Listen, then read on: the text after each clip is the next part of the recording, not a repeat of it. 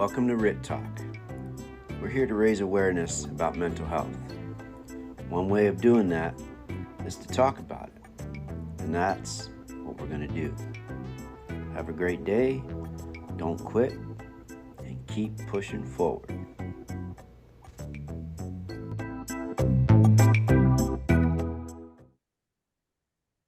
Today, we're going to talk with Arturo. Go ahead and tell us a little bit about yourself. Well, good morning, good afternoon, good night. So my name is Arturo Mendez Jr. I am known as El Toro in the fire department. My nickname is El Toro. People know me in the fire service as. Okay. It has no relation with the Backdraft movie, The Bull. So I just got lucky to have that nickname. So I am currently working with the Somerton Cocopa Fire Department. I am in my 14th year, full-time firefighter, paramedic. I was born here in Yuma, Arizona, but since I was little, I was living in San Luis, Mexico. My parents used to live in San Luis, Mexico, across the border. Okay. Currently living here in San Luis, Arizona. Moved around 8 or 9 years old. We moved to the U.S. here to Yuma, and like I said, currently right here in San Luis, Arizona. Did my elementary school, finished my elementary school, middle school, high school, and AWC college, and so yeah, so that's me. All right. All right. What brought you, or what drew you into becoming a firefighter? Okay, so yeah, so that question I always get asked, and it started since I was little. As a little kid, I want to be a firefighter. I want to be, but I don't know. When I was like 1 or 2 years old, and I have the fire trucks that somebody gave me for a birthday. Okay. And since then, I got hooked on fire trucks, ambulance, just seeing them going code 3 with the lights and sirens got my attention. And since then, I always talk to my mom, my family. I want to be a firefighter. I want to be a firefighter. But okay. I didn't have any idea, any clue that what was to be a firefighter. Okay. Putting your life in danger, going to rescue people, going to the unknown. I didn't have no idea the medical side as well. For me, it was eye-opener because I didn't have no idea that you had to be an EMT or paramedic. Okay. That you can do both careers in one. So yeah. So what started is this little fire truck right here. That's the reason why I joined the fire department, or becoming a firefighter. All right.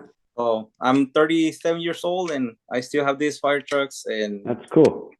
So yeah, so that's the reason I got into this field. All right. So what's one thing that you think would help with firefighter mental health? Firefighter mental health. Okay. Yeah. So in this career, it's a very stressful career. We see a lot of bad things out there, trauma, medical. Our job is very unique because it's different. Every day is different. So you really have to have a good mind and physical in order to perform and do good at the cause and do good patient care. So sometimes, we as firefighters, paramedics, EMTs, first responders,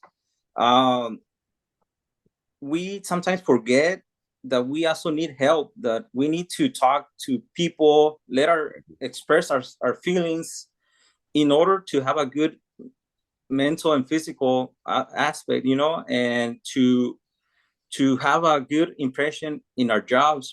Sometimes we ask people, hey, how are you doing today? Oh, I'm doing great. But are we really doing great? Inside, we're probably going to, personal issues, you name it, it can be anything. but when you show up to work, you have to be very professional, and do your job, as as much professional you can, but sometimes we to forget that we also sometimes we need to dial the 911 for ourselves, to have a good uh, good physical and mental career, and hopefully work your career, get to your retirement and enjoy your retirement as well. So, talking to your crew members after like a major call, it gets in your head, and some people take it different ways, so just finding those ways of coping, and finding the help that it's out there. But sometimes we lack of asking, because we are the rescuers, we are the ones that go and help. Yeah, and sometimes we're too afraid to go ask for help. Yes, absolutely. Yeah. And sometimes we think that by asking help that we are considered being weak or feelings, but sometimes we have to express ourselves, and we're human, so we have to show our feelings. It's okay, like you said, we feel vulnerable and weak, and we're not supposed to feel that way. But we're only human. That's just the way it goes. And it's okay to ask for help. Yep. And just trying to find a balance, and with your families, friends, co-workers, and always say, hey, I'm there for you. And same from your co-workers if they need any help. Yeah. All right. Yep. So and going out there, and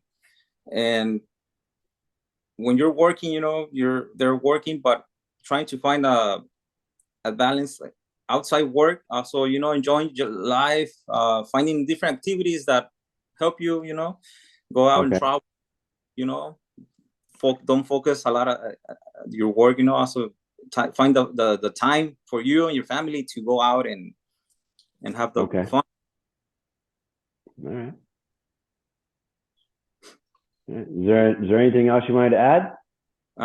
No, I think that's pretty much it right now. All right. Well, thank you for coming on. Oh no, thank you for having me. Well,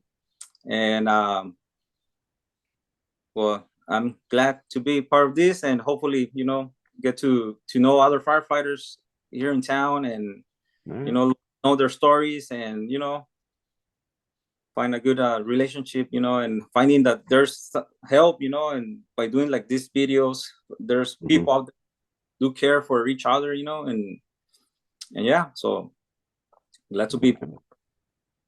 Oh, no problem.